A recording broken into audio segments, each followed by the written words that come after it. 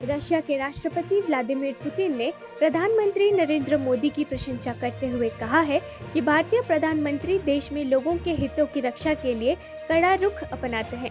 उन्होंने इस बात पर भी जोर दिया कि प्रधानमंत्री मोदी की नीति नई दिल्ली और मॉस्को के बीच गहरे संबंधों की गारंटी है। एक मीडिया इंटरव्यू में रशिया के राष्ट्रपति ने कहा, मैं कल्पना नहीं कर सकता कि मोदी को भारत और भारतीय लोगों के राष्ट्रीय हित के खिलाफ कोई कार्रवाई या निर्णय लेने के लिए डराया, धमकाया या मजबूर किया जा सकता है। मैं जानता हूं कि उन पर कितना दबाव है। उन्होंने आगे कहा कि वो देख रहे हैं कि बाहर से क्या हो रहा है और कहा, ईमानदारी से कहूं तो कभी-कभी मैं भारतीय लोगों के राष्ट्रीय हितों की रक्षा पर उनके सख्त रुख से आश्चर्यचकित होता हूं। प्रधानमंत्री नरेंद्र मोदी ने गुरुवार को बीजेपी सांसदों से आग्रह किया कि वो उन्हें मोदी जी या आदरणीय मोदी जी कहकर संबोधित न करें। राष्ट्रीय राजधानी में भारतीय जनता पार्टी की संसदीय दल की बैठक में सांसदों को संबोधित करते हुए प्रधानमंत्री मोदी ने कहा कि उनके नाम के पहले या बाद में विशेषण जोड़ने से उनके और देश के लोगों के बीच दूरी पैदा हो सकती है। उन्होंने कहा, मैं पार्टी का एक छोटा कार्यकर्ता हूं और लोग सोचते हैं कि मैं उनका परिवार का हिस्सा हूं। श्री या आदरणीय जैसे विशेषण न जोड़े क्योंकि लोग मुझे उनमें से एक और मोदी के रूप में सोचते हैं। प्रधानमंत्री मोदी ने राजस्थान, छत्तीसगढ़ और मध्य प्रदेश में पार्टी की जीत का श्रेय टीम भावना को दिया। समझा जाता है कि उन्होंने सांसदों से सामूहिक भावना के साथ आगे बढ़ने का आग्रह किया है।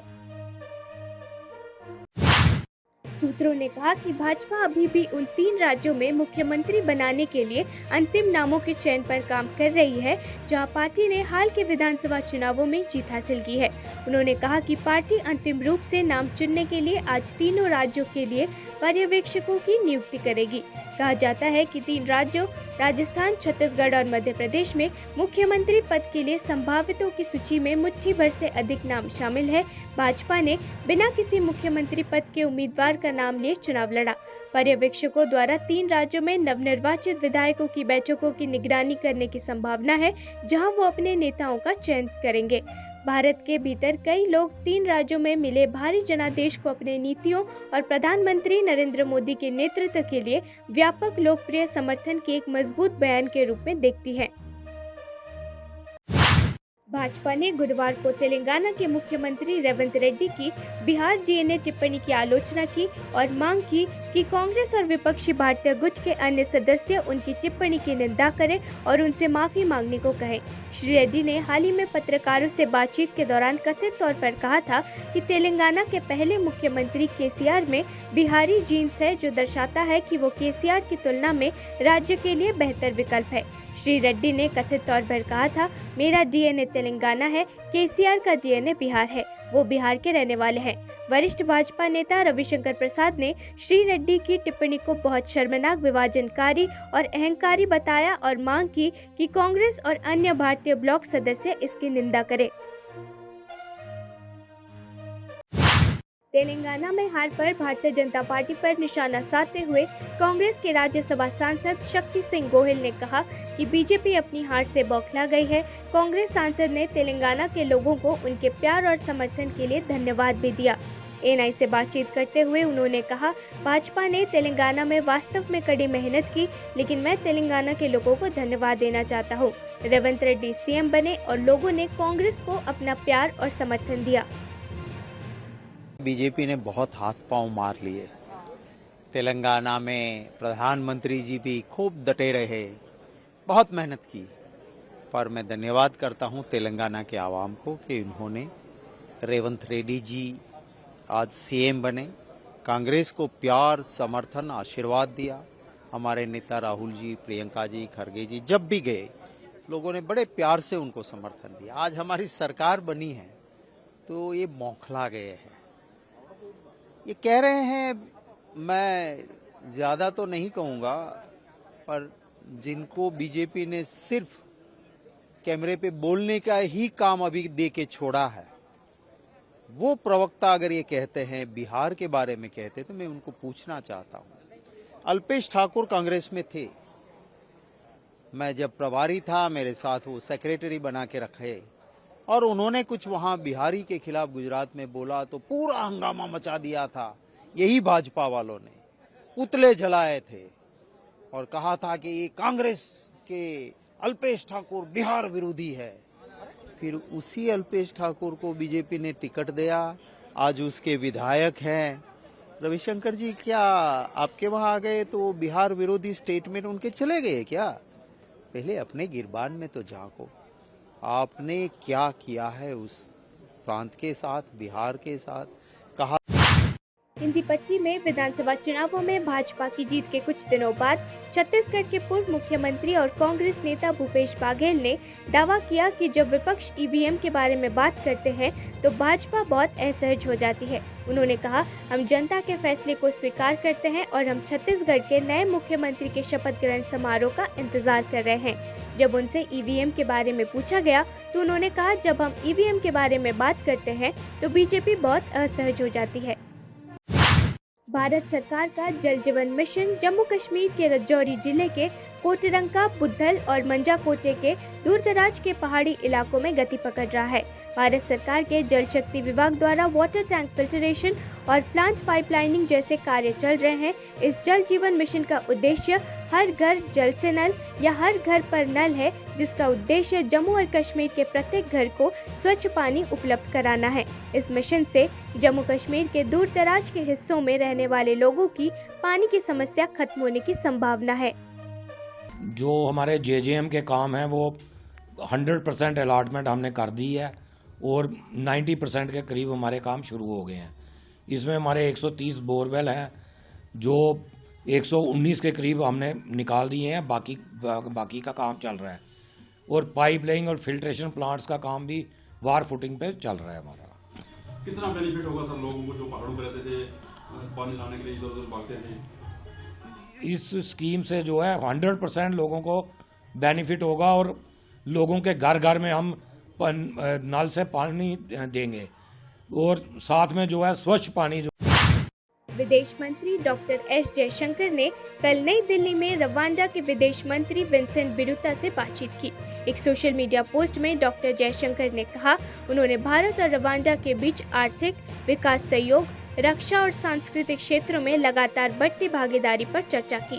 उन्होंने राष्ट्रमंडल, अफ्रीकी संघ और संयुक्त राष्ट्र में आपसी हित और सहयोग के क्षेत्रीय और वैश्विक विकास पर भी दृष्टिकोण का आदान प्रदान किया। रणबीर कपूर अभिनीत फिल्म एनिमल की गुरुवार को राज्यसभा में निंदा की गई और कांग्रेस सांसद रंजीत रंजन ने कहा कि ये हिंसा और स्त्री द्वेष को बढ़ावा देती है। साथ ही उन्होंने पूछा कि सेंसर बोर्ड ने ऐसी फिल्मों को कैसी मंजूरी दे दी जो समाज के लिए बीमारी है।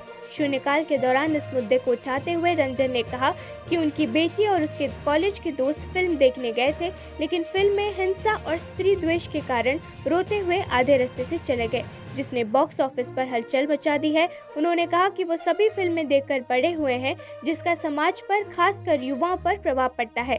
सांसद ने टिप्पणी की, कुछ फिल्में जैसे कबीर, पुष्पा और अब एनिमल है जो महिलाओं के प्रति बहुत अधिक हिंसा और अनादर दिखाती हैं।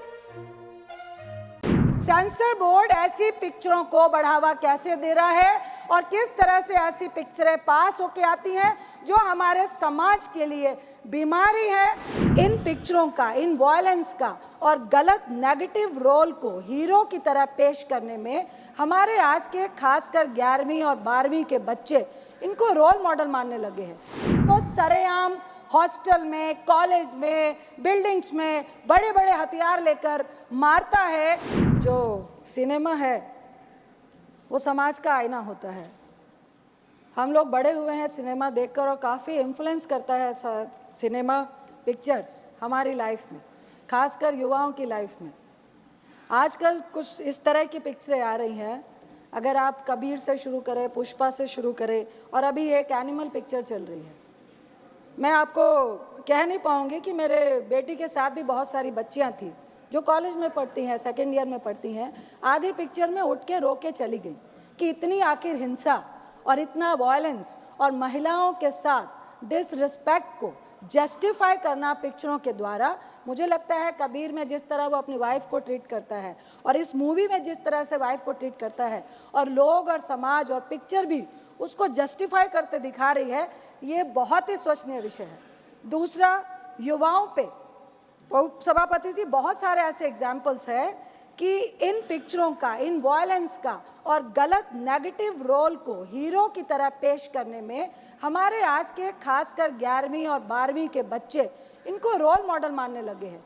कई इस तरह की हिंसा हमें समाज में देखने को मिल रही है, जो एग्जाम्पल और जो उदाहरण वो पिक्चरों से लेकर आते हैं। तीसरा, उच्च कोटि का इतिहास है पंजाब का, हरि सिंह नलवा का। उसमें एक गाना है कि फड़ के गंडासी मारी अर्जन वैली ने। ये इतिहास को एक गैंगवार में, दो परिवारों की नफरत की लड़ाई में, जिसका बेटा अपने बाप के प्यार के लिए मरता हुआ या बिल्कुल उसके लिए, वो भी जस्टिफाई नहीं कर पाई है ये पिक्चर। और उसमें वो सरेआम हॉस्टल में, कॉलेज में, बिल्डिंग्स में बड़े बड़े हथियार लेकर मारता है और कोई कानून, कोई लॉ एंड ऑर्डर, उसको कोई सजा नहीं जाता है। ये भी हम पिक्चर में जस्टिफाई कर रहे हैं। जहां तक अर्जन वैली का सवाल है उपसभापति जी, केंद्रीय मंत्री पीयूष गोयल ने राष्ट्रीय राजधानी में consumer electronics and appliances manufacturers association के 44वें वार्षिक समारोह को संबोधित किया और कहा, हमारे पास सबसे तेजी से बढ़ती अर्थव्यवस्थाओं में से एक है, निश्चित रूप से सबसे तेजी से बढ़ती बड़ी अर्थव्यवस्था है। हमारा विदेशी मुद्रा भंडार सर्वकालिक उच्चतम स्तर पर है। हमारी मुद्रास्फीति आज़ादी से 76 वर्षों में देखी गई सबसे कम मुद्रास्फीति में से एक है। पीयूष गोयल ने कहा, हमने पिछले 10 वर्षों में कभी भी मुद्रास्फीति का इतना निचला स्तर लगातार नहीं देखा है। We are one of the fastest growing economies, certainly the fastest growing large economy. Last year was good. The first 2 quarters this year continue to be good. Our foreign exchange reserves are at an all-time high. Our inflation is amongst the lowest we have seen in our 75, 76 years of independence. I dare say we've never seen these low levels of inflation on a consistent basis ever in a 10-year period.